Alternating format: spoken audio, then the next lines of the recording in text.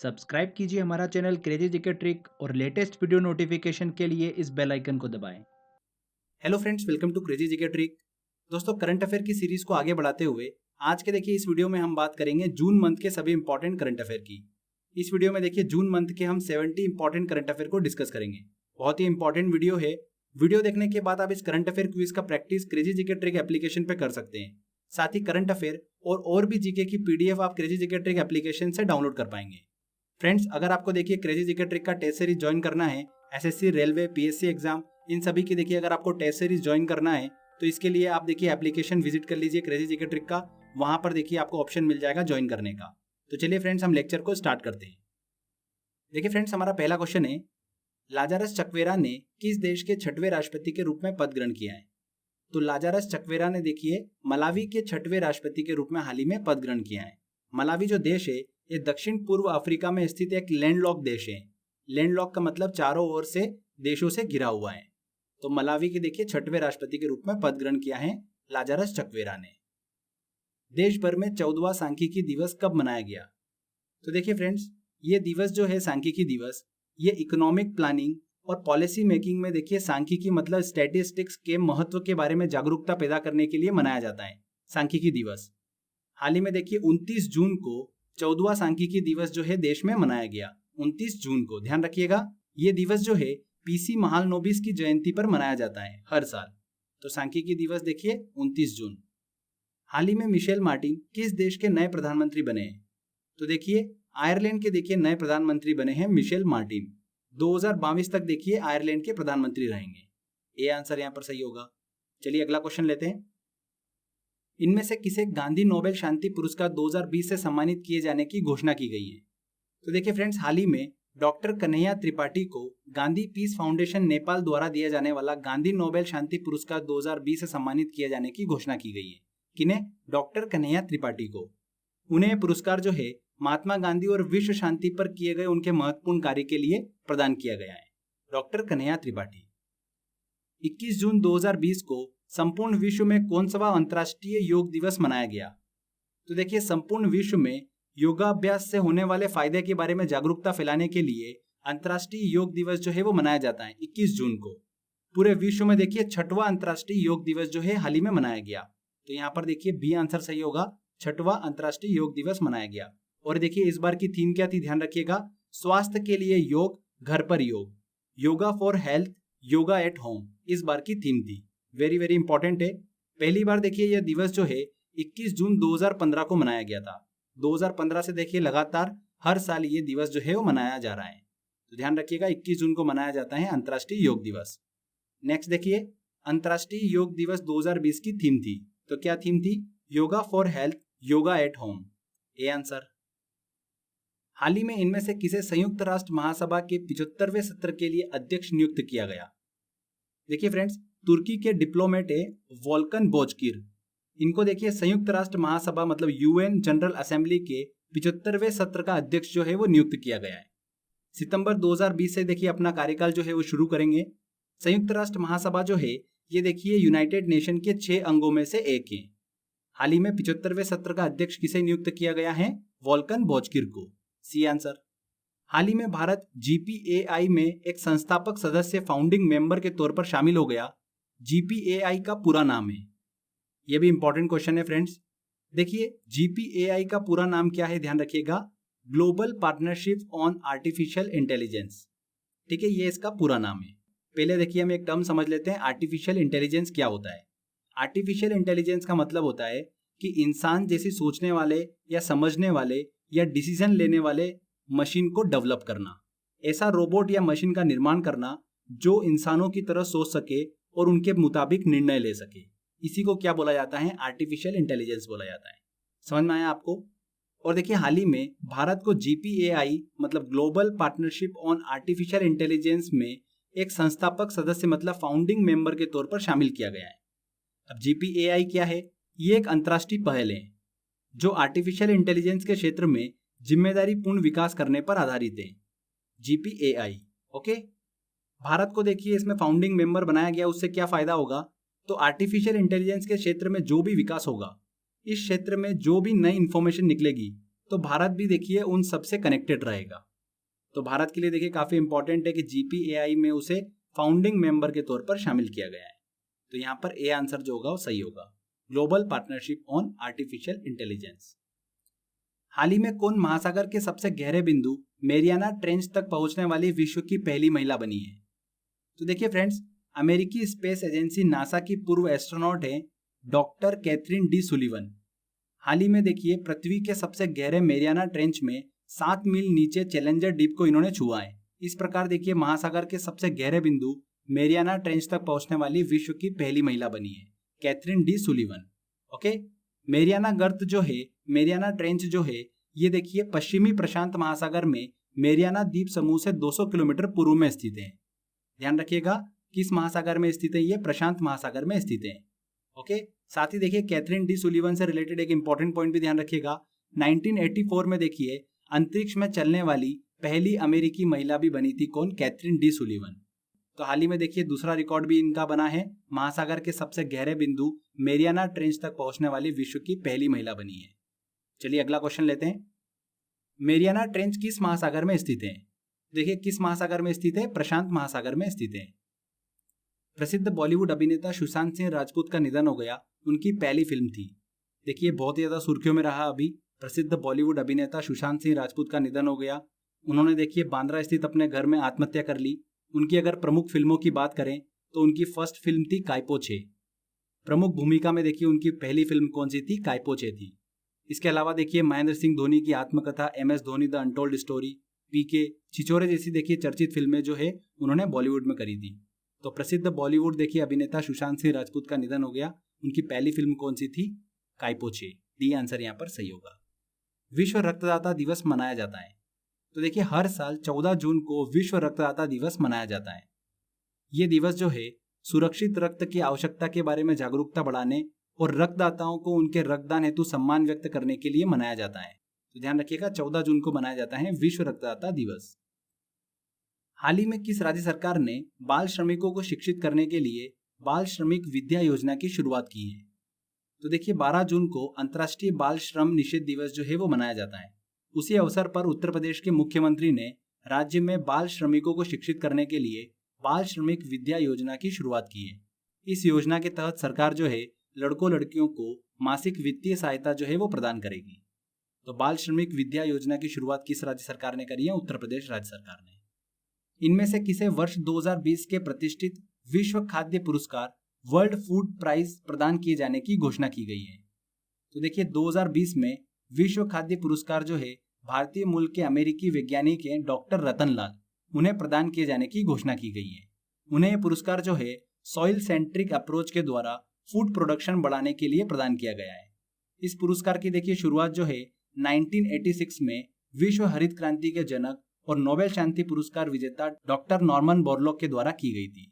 और पहली बार देखिए विश्व खाद्य पुरस्कार जो है वो किसे दिया गया था? भारत में हरित क्रांति के जनक किसे कहा जाता है? MS स्वामीनाथन को। उन्हें देखिए पहली बार ये पुरस्कार जो है वो दिया गया था। और 2020 में देखिए किसे दिया गया? डॉक्टर रतन लाल को पुरस्कार दिया गया। ठीक है, इनमें से किसे EY world entrepreneur of the year 2020 खिताब के लिए चुना गया है? देखिए जून 2020 में बायोकॉन लिमिटेड की कार्यकारी अध्यक्ष जो है किरण मजूमदार शॉ, उनको देखिए EY world entrepreneur of the year 2020 का खिताब जो है वो दिया गया है। ध्यान रखिएगा फ्रेंड्स, यह खिताब जीतने वाली वो भारत की पहली फर्स्ट वुमेन एंटरप्रेन्योर के साथ साथ तीसरी भारतीय भी है। तो किरण मजूमदार शॉ, सी आंसर यहाँ पर बिल्कुल सही होगा। वर्ल्ड ओशंस डे विश्व महासागर दिवस कब मनाया जाता है?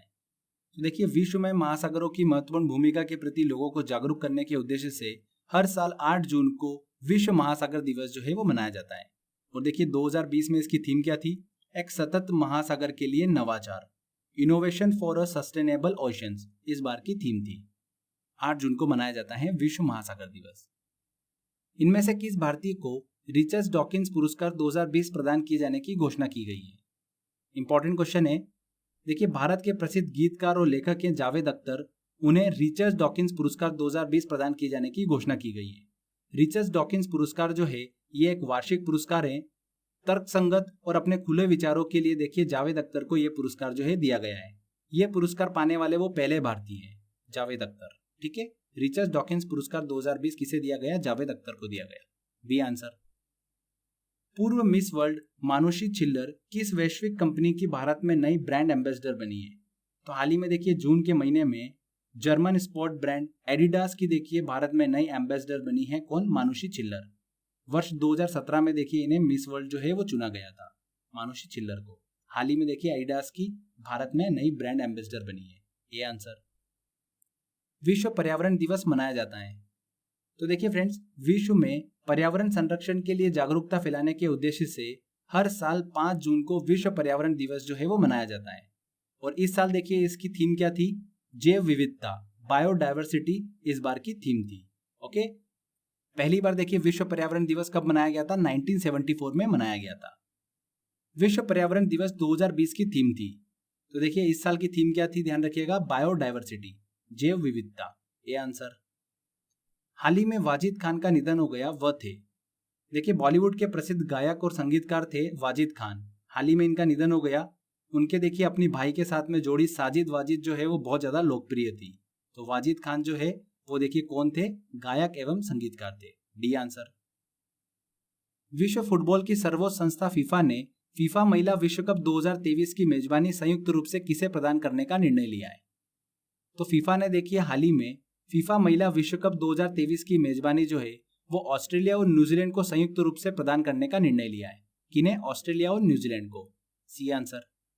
प्रधानमंत्री नरेंद्र मोदी ने वीडियो कॉन्फ्रेंस के माध्यम से गरीब कल्याण रोजगार अभियान की शुरुआत की। इस अभियान में कितने राज्यों को चुना गया है? देखिए देश के प्रवासी मजदूरों की मदद करने और उनके रोजगार के अवसर प्रदान करने के लिए प्रधानमंत्री नरेंद्र मोदी ने वीडियो कॉन्फ्रेंस के माध्यम से प्रधानमंत्री गरीब कल्याण रोजगार अभियान की शुरुआत की है। ये अभियान जो है देखिए 6 राज्यों से शुरू किया जाएगा। बिहार, उत्तर प्रदेश, मध्य प्रदेश, राजस्थान, झारखंड और ओडिशा। ठीक है, इन 6 राज्यों से देखिए गरीब कल्याण रोजगार अभियान जो है वो शुरू किया जाएगा। तो यहाँ पर सी आंसर जो होगा बिल्कुल सही होगा। हाल ही में भारत के बाहर विश्व के पहले योग विश्वविद्यालय का उद्घाटन कहां पर किया गया? तो देखिए लॉस एंजलिस अमेरिका में भारत के बाहर विश्व के पहले योग विश्वविद्यालय विवेकानंद योग विश्वविद्यालय का उद्घाटन जो है वो हाल ही में किया गया है। तो कहां पर? देखिए अमेरिका स्थित लॉस एंजलिस में। हाल ही में संयुक्त राष्ट्र सुरक्षा परिषद यूएनएससी का अस्थायी सदस्य किसे चुना गया? देखिए किसे चुना गया? भारत को। हाल ही में भारत को यूएनएससी का अस्थायी सदस्य जो है वो चुना गया है। भारत का कार्यकाल जो है वो जनवरी 2021 से शुरू होगा। देखिए कुछ इंपॉर्टेंट पॉइंट्स मैं आपसे डिस्कस कर लेता हूं। संयुक्त राष्ट्र सुरक्षा परिषद जो है, यूनाइटेड नेशन सिक्योरिटी काउंसिल जो है, ये संयुक्त राष्ट्र के 6 महत्वपूर्ण अंगों में से एक है। इसका कार्य क्या होता है? अंतर्राष्ट्रीय शांति और सुरक्षा बनाए रखना। इसकी स्थापना कब हुई थी? 1945 में इसकी स्थापना हुई थी। संयुक्त राष्ट्र सुरक्षा परिषद जो है यूएनएससी, इसमें देखिए कुल 15 सदस्य होते हैं। 5 जो है वो स्थायी सदस्य हैं और 10 अस्थायी सदस्य हैं। और हर साल देखिए 5 अस्थायी सदस्य जो है वो नियुक्त किए जाते हैं। इस साल देखिए भारत को यूएनएससी का अस्थायी सदस्य जो है चुना गया है। भारत के साथ साथ देखिए आयरलैंड, मैक्सिको और नॉर्वे को भी देखिए यूएनएससी का अस्थायी सदस्य जो है वो चुना गया है। ध्यान रखिएगा ये चीज।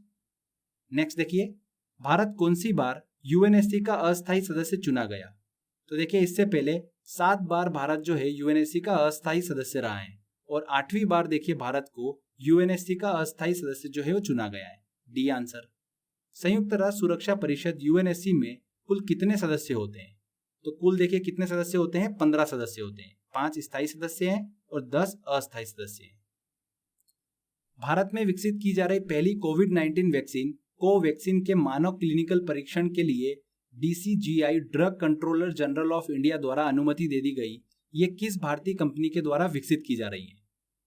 तो देखिए भारत की पहली कोविड-19 वैक्सीन जो है कोवैक्सीन, किसके द्वारा विकसित की जा रही है? भारत बायोटेक के द्वारा विकसित की जा रही है। हाल ही में देखिए मानव क्लिनिकल परीक्षण ह्यूमन ट्रायल्स के लिए drug controller general of India DCGI द्वारा अनुमति इन्हें दी गई है।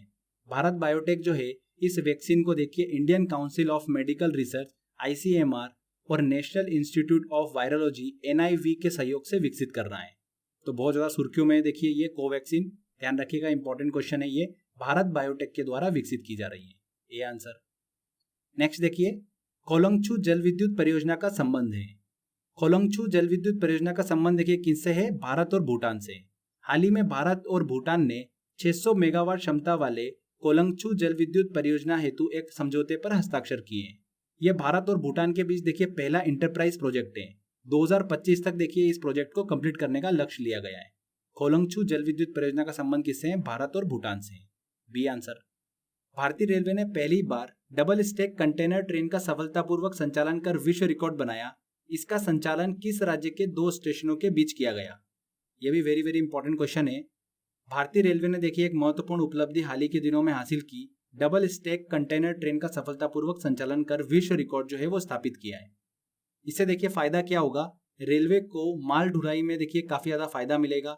एक बार में 2 गुने से ज्यादा सामान जो है वो एक स्थान से दूसरे स्थान पर आसानी से भेजा जा सकेगा। और ये संचालन जो था देखिए गुजरात के 2 स्टेशनों के बीच में जो है वो किया गया था। ये चीज आप ध्यान रखिएगा। Indian railway has become the first railway network to operate double stack container train. ठीक है, सफलतापूर्वक संचालन कर विश्व रिकॉर्ड बनाया है भारतीय रेलवे ने। यहाँ पर देखिए ए आंसर जो होगा वो सही होगा। गुजरात के 2 स्टेशनों के बीच में देखिए संचालन किया गया है। नेक्स्ट लेते हैं क्वेश्चन। विश्व दुग्ध दिवस वर्ल्ड मिल्क डे मनाया जाता है। हर साल देखिए 1 जून को विश्व दुग्ध दिवस जो है वो मनाया जाता है। और इस बार की थीम क्या थी? देखिए 2020 में इसकी 20th anniversary of world milk day इस बार की थीम थी। इंडिया जो है ध्यान रखिएगा फ्रेंड्स, दूध उत्पादन में वर्ल्ड में देखिए पहले नंबर पर आता है। मिल्क प्रोड्यूसर देखिए लार्जेस्ट अगर हम बात करें विश्व में कौन है तो वो है भारत। पूरे विश्व का 22% दूध उत्पादन जो है केवल भारत करता है। ठीक है फ्रेंड्स, तो ये चीज आपको पता होना चाहिए। विश्व दुग्ध दिवस कब मनाया जाता है? 1 जून को मनाया जाता है। इनमें से कौन सा राज्य 2 जून को अपना स्थापना दिवस मनाता है? तो 2 जून को देखिए हर साल तेलंगाना राज्य जो है वो अपना स्थापना दिवस मनाता है। 2 जून 2014 को देखिए आंध्र प्रदेश से विभाजित होकर तेलंगाना जो है भारत का 29वां राज्य बना था। तभी से देखिए हर साल 2 जून को तेलंगाना राज्य अपना राज्य स्थापना दिवस मनाता है। B answer.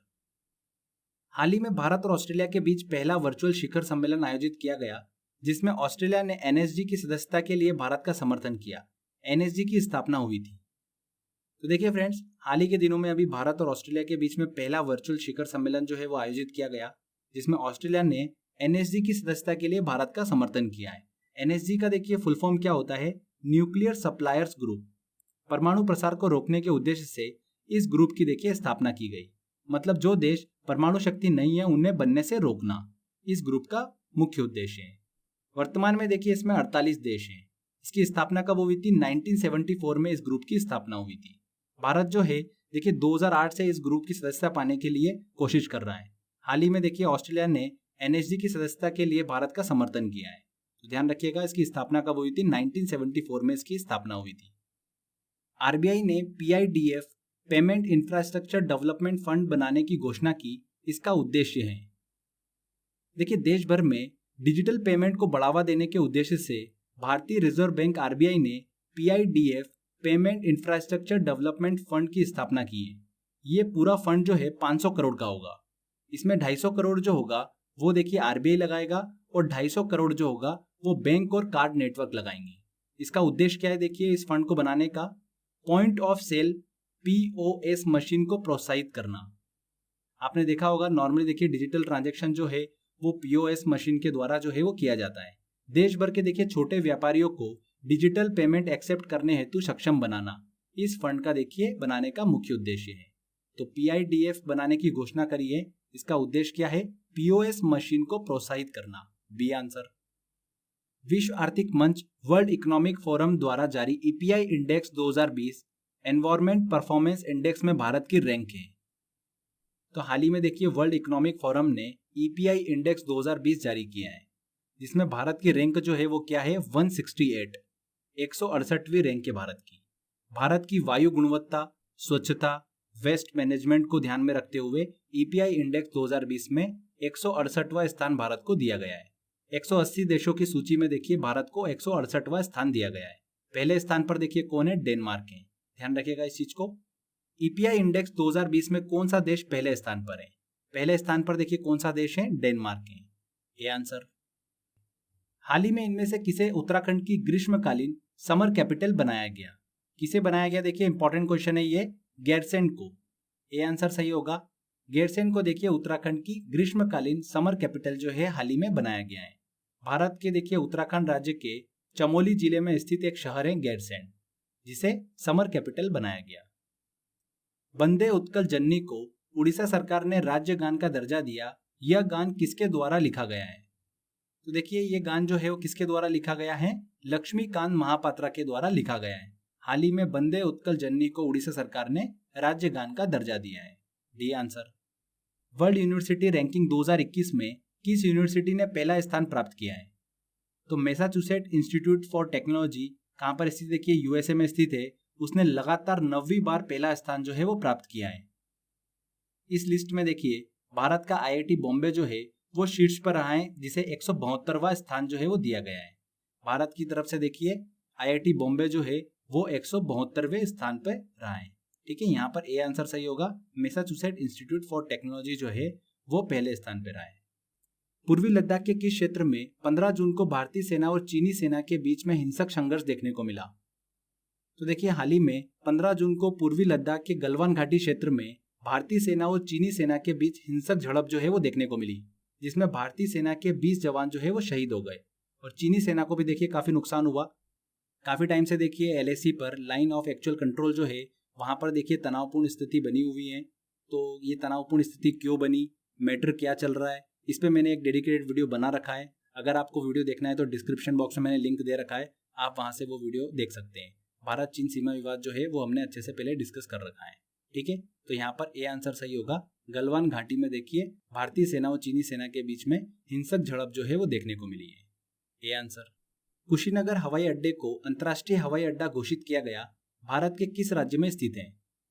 प्रधानमंत्री नरेंद्र मोदी की अध्यक्षता में देखिए केंद्रीय मंत्रिमंडल ने कुशीनगर हवाई अड्डे को अंतर्राष्ट्रीय हवाई अड्डा जो है वो घोषित किया है। यह हवाई अड्डा जो है कहाँ पर स्थित है? उत्तर प्रदेश में स्थित है। कुशीनगर जो है एक बौद्ध सांस्कृतिक स्थल है। यहाँ पर गौतम बुद्ध ने देखिए अपना अंतिम उपदेश दिया था और ये अंतर्राष्ट्रीय सीमा के पास में स्थित है। इसीलिए देखिए कुशीनगर हवाई अड्डे को अंतर्राष्ट्रीय हवाई अड्डा जो है वो घोषित किया गया है, जिसके कारण इस क्षेत्र के पर्यटन और आर्थिक विकास में सुधार देखने को मिलेगा। तो कहाँ पर स्थित है? देखिए ये उत्तर प्रदेश में स्थित है। इनमें से कौन सी भारतीय कंपनी देश की पहली 150 अरब डॉलर मूल्य को छूने वाली कंपनी बनी है? तो देखिए रिलायंस इंडस्ट्री जो है वो 12 लाख करोड़ रुपए के मार्केट कैप वाली देश की पहली कंपनी बन गई है। 150 अरब डॉलर के मूल्य को छूने वाली पहली भारतीय कंपनी बनी है, कौन सी? रिलायंस इंडस्ट्रीज। ए आंसर यहाँ पर बिल्कुल सही होगा। ध्यान रखिएगा, इंपॉर्टेंट है क्वेश्चन भी। हाल ही में ऑयल इंडिया के बागजन गैस कुएं में भीषण आग लगने की घटना सामने आई, यह स्थित है। देखिए असम के तिनसुकिया जिले में स्थित बागजन गैस कुएं में भीषण आग लगने की घटना जो है वो देखने को मिली है। इस कुएं में देखिए पिछले 14 दिनों से अनियंत्रित तरीके से प्राकृतिक गैस का रिसाव हो रहा था। इस घटना के बाद अनेक प्रकार की देखिए वहां पर मत्स्य प्रजातियों और लुप्त प्राय गंगा डॉल्फिन की मृत्यु हो गई।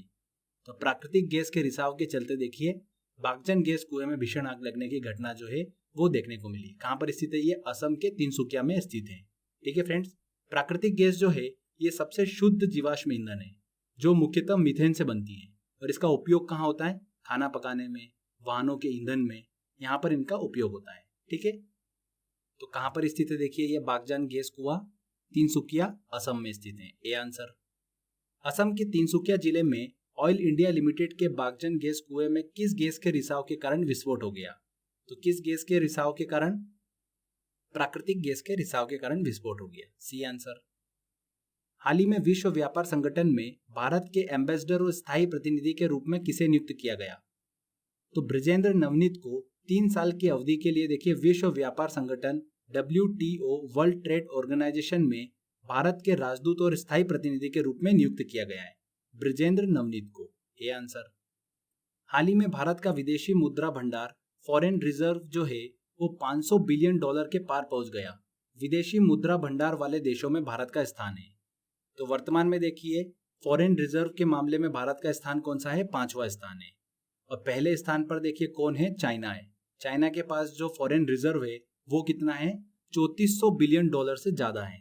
3400 बिलियन डॉलर से ज्यादा है चाइना के पास में फॉरेन रिजर्व।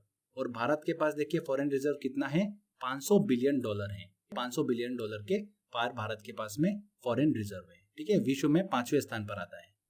वर्तमान में विदेशी मुद्रा भंडार वाले देशों में कौन सा देश पहले स्थान पर है? पहले स्थान पर कौन सा देश है? देखिए चाइना है, जिसके पास में $3400 बिलियन से ज्यादा जो है फॉरेन रिजर्व है। चर्चा में रही कोहाल जल विद्युत परियोजना का संबंध किन दो देशों से है?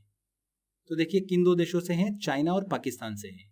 हाल ही में चाइना जो है वो China Pakistan economic corridor CPEC के तहत पाकिस्तान के कब्जे वाले कश्मीर जो है, पाकिस्तान ऑक्यूपाइड कश्मीर जो है, उसमें कोहाल जल विद्युत परियोजना को स्थापित करने की योजना पर काम कर रहा है।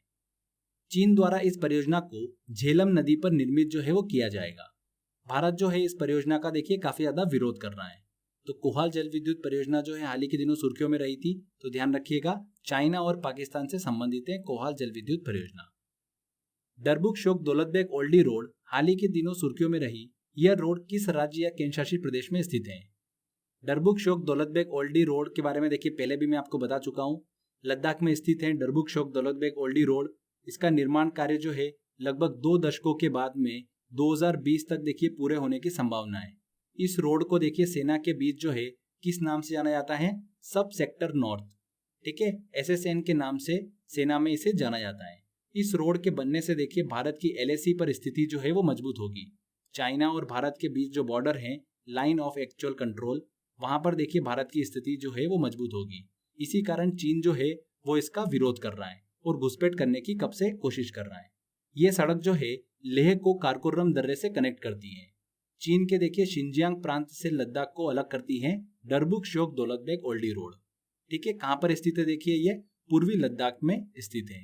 तो सी आंसर यहाँ पर सही होगा, लद्दाख। अथिरापल्ली जल विद्युत परियोजना हाल ही के दिनों सुर्खियों में रही। यह किस नदी पर प्रस्तावित है? देखिए फ्रेंड्स, हाल ही में काफी जन विरोध के बाद में केरल सरकार ने चालकुडी नदी पर बनने वाली अथिरापल्ली जल विद्युत परियोजना पर फिर से काम करने का निर्णय ले लिया है।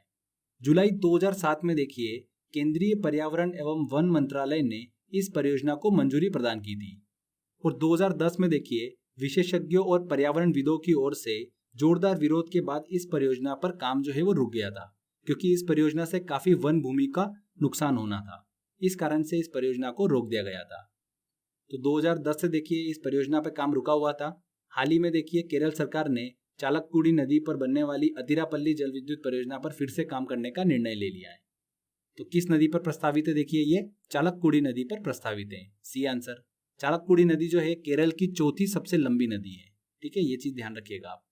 हाल ही के दिनों सर्वोच्च न्यायालय सुप्रीम कोर्ट ने अनुच्छेद 32 के तहत दायर याचिका को खारिज करते हुए किसे एक मौलिक अधिकार नहीं बताया है। हाल ही के दिनों में देखिए सुप्रीम कोर्ट ने एक आरक्षण संबंधी मामले में अनुच्छेद 32 के तहत दायर याचिका को यह कहते हुए खारिज कर दिया, आरक्षण एक मौलिक अधिकार नहीं है। हमारे संविधान में देखिए अनुच्छेद 32 जो है किसी व्यक्ति को यह अधिकार देता है कि अगर किसी व्यक्ति के मूल अधिकारों का उल्लंघन हो रहा है, मूल अधिकारों का हनन हो रहा है, तो वह सहायता के लिए न्यायालय जा सकता है। ओके, तो उसी से रिलेटेड देखिए दायर याचिका को खारिज करते हुए सुप्रीम कोर्ट ने कहा है कि आरक्षण जो है वो एक मौलिक अधिकार नहीं है। तो यहाँ पर देखिए फ्रेंड्स सी आंसर जो होगा बिल्कुल सही होगा। ध्यान रखिएगा एक इंपॉर्टेंट चीज और, मूल संविधान में देखिए कुल 7 मौलिक अधिकार थे। जब संविधान बना था तब उसमें 7 मौलिक अधिकार थे, पर 44वें संविधान संशोधन के द्वारा संपत्ति के अधिकार को मौलिक अधिकारों की सूची से हटाकर कानूनी अधिकार में रखा गया, जिसके बाद भारतीय नागरिकों को 6 मूल अधिकार जो है वो प्राप्त है। मौलिक अधिकारों की संख्या कितनी है? 6 है। क्लियर? मूल संविधान में कितने थे? 7 थे। कौन कौन से अधिकार है? देखिए समानता का अधिकार, स्वतंत्रता का अधिकार, शोषण के विरुद्ध अधिकार, धार्मिक स्वतंत्रता का अधिकार, सांस्कृतिक और शिक्षा संबंधी अधिकार, संवैधानिक उपचारों का अधिकार, जो कि अनुच्छेद 32 है, संवैधानिक उपचारों का अधिकार। तो ये 6 मौलिक अधिकार जो है वो प्राप्त है भारतीय नागरिकों को। संविधान के देखिए भाग 3 में अनुच्छेद 12 से अनुच्छेद 35 के अंतर्गत मूल अधिकारों का वर्णन किया गया है। तो हाल ही के दिनों में देखिए अनुच्छेद 32 जो है वो सुर्खियों में रहा था, इसीलिए मैंने आपको पूरा अच्छे से एक्सप्लेन कर दिया है। चलिए अगला क्वेश्चन लेते हैं। वंशधारा नदी जल विवाद सुर्खियों में रहा, यह किन राज्यों से संबंधित है? देखिए वंशधारा नदी जल विवाद जो है वो किन राज्यों से संबंधित है? आंध्र प्रदेश और ओडिशा राज्य से संबंधित है। वंशधारा नदी जो है ये आंध्र प्रदेश और ओडिशा राज्य से होकर बहती है। हाल ही में आंध्र प्रदेश तथा ओडिशा राज्य के बीच 2009 से उत्पन्न वंशधारा जल विवाद के समाधान को लेकर वार्ता की स्थिति जो है वो बनी है, इसीलिए ये देखिए सुर्खियों में रहा है। देखिए मैटर क्या हुआ था, ओडिशा सरकार ने केंद्र सरकार को 2009 में शिकायत दर्ज कराई थी कि आंध्र प्रदेश जो है वो वंशधारा नदी पर तेज बहाव वाली नहर का निर्माण कर रहा है, जिससे कि नदी का बहाव जो है वो प्रभावित होगा। ठीक है, तभी से देखिए विवाद की स्थिति बनी हुई है। अब एक इम्पॉर्टेंट चीज और ध्यान रखिएगा, इस तरीके की देखिए समस्याओं से निपटने के लिए हमारे संविधान में अनुच्छेद 262 को शामिल किया गया है। ये अनुच्छेद जो है अंतर्राज्यीय जल विवाद को निपटाने हेतु केंद्र सरकार को एक अस्थायी न्यायाधिकरण के गठन की शक्ति जो है वो प्रदान करता है। ठीक है फ्रेंड्स, तो ये चीज भी आप ध्यान रखिएगा। वंशधारा नदी जल विवाद जो है ये सुर्खियों में रहा, किन से संबंधित है? आंध्र प्रदेश और ओडिशा से संबंधित है। नेक्स्ट देखिए क्वेश्चन, पुरी की रथ यात्रा किस भगवान से संबंधित है? देखिए किस भगवान से संबंधित है? भगवान जगन्नाथ से। उड़ीसा स्थित पुरी में भगवान जगन्नाथ और उनके भाई बहन बलभद्र और सुभद्रा की वार्षिक रथ यात्रा का जश्न जो है वो मनाया जाता है। इस साल भी देखिए कोविड-19 की स्थिति के चलते रथ यात्रा काफी चर्चा में रही। सुप्रीम कोर्ट ने देखिए शर्तों के साथ रथ यात्रा निकालने की इजाजत जो है वो प्रदान की थी। हाल ही में देखिए जून के महीने में इस यात्रा का आयोजन किया गया। इस रथ यात्रा के आयोजन के लिए राज्य सरकार ने, उड़ीसा सरकार ने 41 घंटों के लिए राज्य में कर्फ्यू लगाया था। तो पुरी की रथ यात्रा जो है वो देखिए किस भगवान से संबंधित है? भगवान जगन्नाथ से संबंधित है। ये आंसर यहाँ पर सही होगा। हाल ही में आंध्र प्रदेश की किस नदी के तट पर सदियों पुराने नागेश्वर स्वामी मंदिर का पता चला है? तो आंध्र प्रदेश की देखिए पेन्ना नदी के तट पर रेत खनन के दौरान सदियों पुराने नागेश्वर स्वामी मंदिर का पता चला है। पौराणिक कथाओं के अनुसार देखिए इस मंदिर का संबंध जो है वो भगवान शिव और भगवान परशुराम से माना जा रहा है। पेन्ना नदी जो है ये कर्नाटक से निकलती है और आंध्र प्रदेश से होते हुए बंगाल की खाड़ी में मिल जाती है। ध्यान रखिएगा, पेन्ना नदी के तट पर सदियों पुराने नागेश्वर स्वामी मंदिर का हाल ही में पता चला है। ठीक है, बी आंसर यहाँ पर सही होगा। सुर्खियों में रही नागालैंड राज्य की किण्वित सोयाबीन को कहा जाता है? देखिए हाल ही के दिनों में नागालैंड राज्य की किण्वित सोयाबीन जो है काफी ज्यादा लोकप्रिय हुई है। इस किण्वित सोयाबीन को देखिए एक्सोन के नाम से जाना जाता है। एक्सोन जो है ये नागालैंड की सेमा जनजाति के बीच में बहुत ही ज्यादा लोकप्रिय है। ठीक है, ध्यान रखिएगा, नागालैंड राज्य की किण्वित सोयाबीन को क्या कहा जाता है? एक्सोन कहा जाता है। माउंट मेरापी ज्वालामुखी में विस्फोट देखने को मिला, यह किस देश में स्थित है? तो देखिए इंडोनेशिया स्थित माउंट मेरापी ज्वालामुखी में हाल ही के दिनों में देखिए 2 विस्फोट जो है वो देखने को मिले हैं। ज्वालामुखी विस्फोट के कारण देखिए 6 किलोमीटर ऊंचाई तक इससे राख निकलने की घटना जो है हाल ही में देखने को मिली। ये ज्वालामुखी जो है दुनिया के सबसे सक्रिय ज्वालामुखियों में से एक है। माउंट मेरापी कहाँ पर स्थित है? ये इंडोनेशिया में स्थित है। C answer. चर्चा में रहा सेनकाकू द्वीप समूह विवाद किन देशों के मध्य चल रहा है? किन देशों के मध्य चल रहा है? देखिए ये जापान और चीन के मध्य देखने को मिल रहा है। वर्तमान में देखिए सेनकाकू द्वीप पर जापान का कब्जा है, लेकिन चीन इसकी मांग करता है। चीन सरकार जो है इसे देखिए डियाओ डाउ के नाम से पुकारती है। जापान जो है ये देखिए 1895 के बाद से सेनकाकू द्वीप पर अपना दावा पेश करता है, जबकि चाइना ये दावा करता है कि 1783 के जापानी मानचित्र पर डियाओ डाउ को चीनी क्षेत्र के रूप में नामित किया गया था। तो हाल ही के दिनों में देखिए सेनकाकू द्वीप समूह विवाद जो है चर्चा में रहा। किन 2 देशों के मध्य चल रहा है? देखिए ये जापान और चीन के मध्य। ये आंसर यहाँ पर सही होगा। इनमें से किस देश ने विश्व का सबसे तेज सुपर कंप्यूटर फुगाकू विकसित किया है? वेरी वेरी इंपॉर्टेंट क्वेश्चन है। हाल ही के दिनों में देखिए दुनिया में शीर्ष 500 सुपर कंप्यूटरों की ताजा रैंकिंग जो है वो जारी की गई है, जिसमें जापान का सुपर कंप्यूटर है फुगाकू, जिसे विश्व का सबसे तेज सुपर कंप्यूटर जो है वो बताया गया है। फुगाकू सुपर कंप्यूटर की कंप्यूटिंग पावर जो है वो प्रति सेकंड कितनी है? 5130 करोड़ है। तो ध्यान रखिएगा, विश्व का सबसे तेज सुपर कंप्यूटर जो है वो कौन सा है? फुगाकू है, जिसे किसने विकसित करा है? जापान ने। B answer. इस वर्ष पंजाब को पीछे छोड़ते हुए कौन सा राज्य गेहूं का सबसे बड़ा योगदान करता मतलब प्रोड्यूसिंग स्टेट बना है? तो गेहूं का देखिए सबसे बड़ा प्रोड्यूसिंग स्टेट जो है इस साल कौन बना है? मध्य प्रदेश बना है। Madhya Pradesh become largest wheat producing state in country. Okay, ध्यान रखिएगा इस चीज को। बी आंसर यहाँ पर सही होगा। हाल ही में भारत सरकार ने 59 चाइनीज एप्लीकेशन पर प्रतिबंध लगाया, इनमें से कौन इसमें शामिल है? देखिए फ्रेंड्स, भारत सरकार ने भारत की रक्षा, अखंडता और भारतीयों की गोपनीयता की सुरक्षा को ध्यान में रखकर यह निर्णय लिया है। 59 चाइनीज एप्लीकेशन पर प्रतिबंध लगाया है। इन 59 चाइनीज एप्लीकेशन में देखिए 3 बहुत ज्यादा फेमस रही, टिकटॉक, शेयरिट और यूसी ब्राउजर। तो ध्यान रखिएगा यहाँ पर उपरोक्त सभी, डी आंसर जो होगा बिल्कुल सही होगा। ये तीनों एप्लीकेशन जो है इन 59 चाइनीज एप्लीकेशन में शामिल थी। ठीक है, टिकटॉक, शेयरिट और UC browser. D answer. Next question लेते हैं। IMD वर्ल्ड कॉम्पिटिटिवनेस इंडेक्स 2020 विश्व प्रतिस्पर्धा सूचकांक में भारत का स्थान है। तो देखिए institute for management development IMD द्वारा जारी की गई वर्ल्ड कॉम्पिटिटिवनेस इंडेक्स 2020 वैश्विक प्रतिस्पर्धा क्षमता सूचकांक में भारत को देखिए किस स्थान पर रखा गया है, 43वें स्थान पर रखा गया है। ध्यान रखिएगा 63 देशों की सूची में भारत को 43वां स्थान जो है वो दिया गया है। पहले स्थान पर कौन सा देखिए देश है, सिंगापुर है। ठीक है, रिपोर्ट के मुताबिक भारत की कुछ परंपरागत कमजोरियों को कारण बताते हुए, जैसे कि बुनियादी ढांचा, शिक्षा में अपर्याप्त निवेश, इनके चलते भारत को देखिए 43वें स्थान पर रखा गया है। ध्यान रखिएगा IMD द्वारा जारी विश्व प्रतिस्पर्धा सूचकांक में भारत का स्थान है 43वां। हाल ही में बाफ्टा का नया अध्यक्ष किसे नियुक्त किया गया है? तो देखिए एमी पुरस्कार विजेता कृष्णेंदु मजूमदार को British academy of film and television arts BAFTA का नया अध्यक्ष नियुक्त किया गया है। वह पहले देखिए अश्वेत व्यक्ति हैं जिन्हें बाफ्टा के 73 साल के इतिहास में अध्यक्ष जो है वो नियुक्त किया गया है। ठीक है फ्रेंड, ध्यान रखिएगा कृष्णेंदु मजूमदार, बी आंसर। हाल ही में अंबरनाया नदी में बड़े पैमाने पर तेल रिसाव की दुर्घटना देखने को मिली। यह नदी स्थित है, वेरी वेरी इंपॉर्टेंट क्वेश्चन है, इस पूरे वीडियो का सबसे इंपॉर्टेंट क्वेश्चन है ये।